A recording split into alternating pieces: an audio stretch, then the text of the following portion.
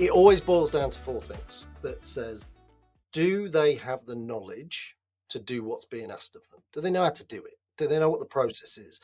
Do they know what their products are? Do they know what systems to use and how to use them? Do they know who makes what decisions in the organization and how to get stuff done? That's all wrapped up in the knowledge piece. And more often than not, we make some real assumptions that they'll kind of figure it out. They'll learn as they go. And you go, well, that's great, but what if they don't? And what if that takes them months? What are you doing to limit their performance in the short term while they're figuring it out? The next element is skills. Can they do what they've been trained to do? And then the third part for me is always about the environment, which is about two things, which is about the tools to do the job. Have they got stable Wi-Fi if they're working from home? Have they got a laptop that actually works and can work at the speed that they want to work, as opposed to frustrating the hell out of them because it's just slow? They can't have more than one app open at any one time. It just crashes on a regular basis. Give them the tools to do the job, because the cost of a 500 quid laptop or whatever you want to spend, I guarantee, is cheaper than the wasted time and productivity and frustration that they're experiencing.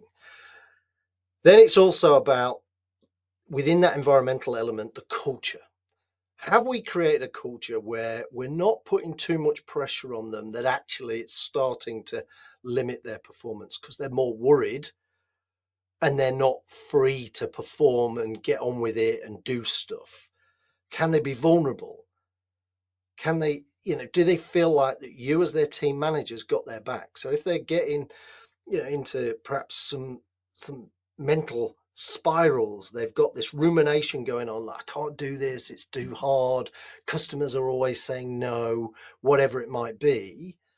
How do I feel like when those things are happening, you've got my back? Because if I don't, I'm going to go into my own shell and I'm probably going to withdraw and I'm probably going to decline quickly.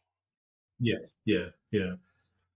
And then the final element for me is all about willingness. It's the, if you think about the four areas, it's about, am I prepared to step up? So this is on the team member. So the first three about me as a team manager. Have I created the conditions for success? Now it's up to the team member to step over the game line, step through the door, however you want to describe it. But are they prepared to turn up? And what we're really looking for here is a mindset of growth mindset. Do they learn and grow? Do they learn from their failures? Do they get up and go, right, so what happened there and how can I use that to improve going forward? Because you can learn from success and from failure. And it's also about attitude.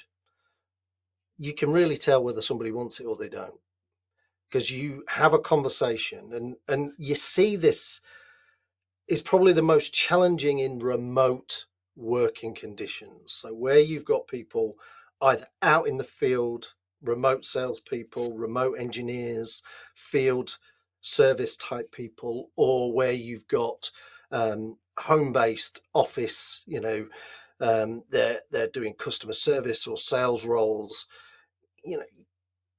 The challenge for any team manager is, we can do the expectations chat, we can do the Holy Trinity test, but somehow there's a disconnect between having those conversations and then seeing their performance a week or a month later, and you're going, well, that's not what I expected.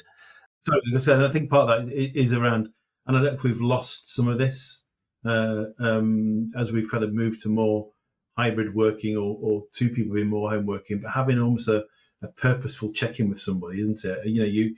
It's really common for people to go out on field visits with someone and use them as a coaching opportunity, to observe them in action. But actually building in the regular check-ins that go, okay, so we've agreed some stuff. How's it going? How does it feel for you out there? And I think we seem to have missed a bit of that, or we're missing a bit of that, in terms of the hybrid working piece, or where we'll book in a session to talk about something specifically, perhaps a particular customer or a particular challenge that we've got, but we're perhaps not doing enough of just doing a little check in with somebody. How are you doing right now? How are things going? We wait till the end of year review or the half year review or whatever it might be. Yeah, and that makes me think about how difficult team manager roles can be because there's this drive for performance expectation all the time. What are you doing to get them to do a bit more and a bit more and a bit more and a bit more? And actually we lose some of that human connection, as you've just described, that actually leads to some of that culture for them to thrive, that goes, you know, if I'm feeling vulnerable, I can externalize that. And I know that you've got me. I know that if I'm saying this is tough, you're not going to judge me. You're not going to see me as negative. You're not going to see me as somebody who can't do it. You're going to go, okay, let's work with that then.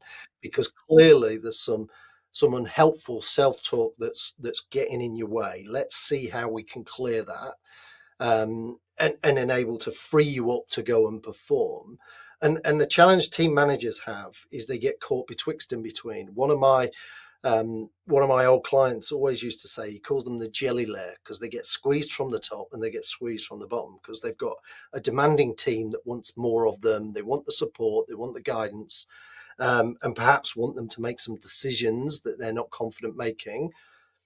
And then they get senior management going, what are you doing about this? What are you doing about them? Why are they not performing? Why are they not performing? So they kind of go, well, all the messages are performance chat, performance chat, performance chat, which actually means that there is less or no time for so let's understand what's going on here, and let's really understand what are we doing that's limiting you in whatever way, shape, or form. What do you need in order to clear the decks and move forward?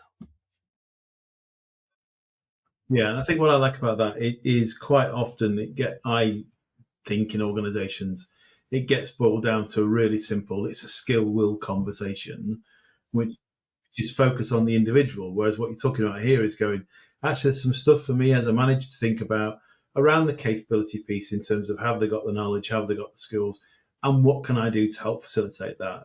From the environment piece, what's the environment like that I have some responsibility and accountability for, and how I create the right environment. And if those two things or the capability of the environment aren't right, then actually the skill will conversation becomes almost less important as a first check because the basics aren't in place. And then you get to the willingness conversation that you've just talked about, and you kind of go, so if I'm not performing, then and if we've covered all of those areas, where do I go? And I think often it's that we do boil it down to, well, it's they can't be bothered or they're not trained. And I think it's a broader conversation that, as you've highlighted, or as we've highlighted there. Yeah, but think about, Yeah. let's take this at the most basic level, knowledge, because that's the easiest thing to deliver. And actually the team member can get involved in acquiring their own knowledge.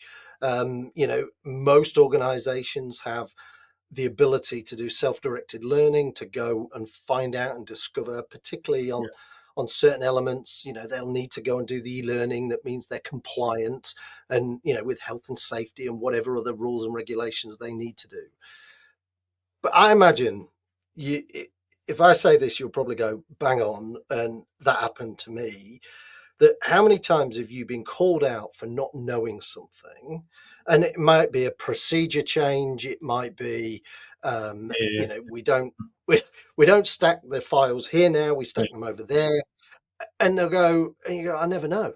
I never know about it. And Yeah. they'll go, well, we sent you an email and it was on the 21st and it was at 10 a.m. Yeah. and you clearly saw it because we got a read receipt or whatever it might be. So, and what that, if we treat every email or every message, whether it be Slack or chat or, you know, Teams messaging, if we deem Yeah. that as I've sent it, therefore it is, we run a massive risk. And this is more than team managers, this is an organization, because where's the test? Where's the test that says, have you got it? Do you understand it? And do you know what that now means for you? It's almost going back, expectations, Holy Trinity. And do you know why this is important, by the way? Because the reality is, people are not, in my experience, are not sat there waiting to be told what to do next. They probably have a to-do list or a level of Yeah, activities yeah, that exceed the time available to do them in a particular day, shift, or whatever. So when we just layer on, so when I send you an email and I go, but I sent it, yeah, and you've missed yeah, it, and you go, you know what, I did miss it. So I can be vulnerable about that. And you might go, actually, you know what, I should have checked in to make sure you were comfortable with what I was asking. But now yeah, multiply yeah. that by probably 100 times, where in a big complex corporate, everybody in every different department's going, we've got some change that we want to send out, and we've emailed it and we put it on the intranet and we've revised the process. What we've not done is built any checks and balances in, Yes. or any consideration for the individuals to check they've done that. So team managers you can act as a filter for them to help them understand some of those elements. But of course, how many team managers today are manager doers? So therefore, they're part of the problem and the solution too. Yeah, that reminds me of years ago now. I was with somebody, and they'd sent something out that was quite complicated to a team, and I'd done some interviews with part of the team prior to developing some support for them. And I asked this particular manager whether they wanted to include this stuff in the training, and she went, "Well, we don't need to because I've sent an email, told them all what to do, and I put on the bottom of the email, if you've got any questions or concerns, come back to me." And no one's come back to me, and therefore they're all doing it. And I was like, that's a massive leap to make, to go from no one's come back to me, therefore everybody is doing it. And I said, from the people I've talked to, not a single person is using it because it's too complicated and they don't really understand what they're doing. So I think you're right. We do assume, from a communication point of view, because I've sent it and no one's come back to me, they've all understood it. So I think there is more work we can do to check in around that stuff. Absolutely. Well, just imagine that the success of that is on you. Would you want to leave it to chance, or Mm. would you want to create some checks and balances that ensure that Yeah, it's been yeah, A, consumed, understood, and a change has been affected as a result? Because if not, you're in the wing and a prayer approach. yes, And the reality yeah, is, poorer departments, poorer managers, poorer leaders will argue they've done their bit, and it's the responsibility of yes, the individual. And you go, well, if your success depends on it, I'd yeah, perhaps be checking in, because I think it's a bit more, yeah, lazy and I think it's just disrespectful to blame them and not take some accountability for it yourself.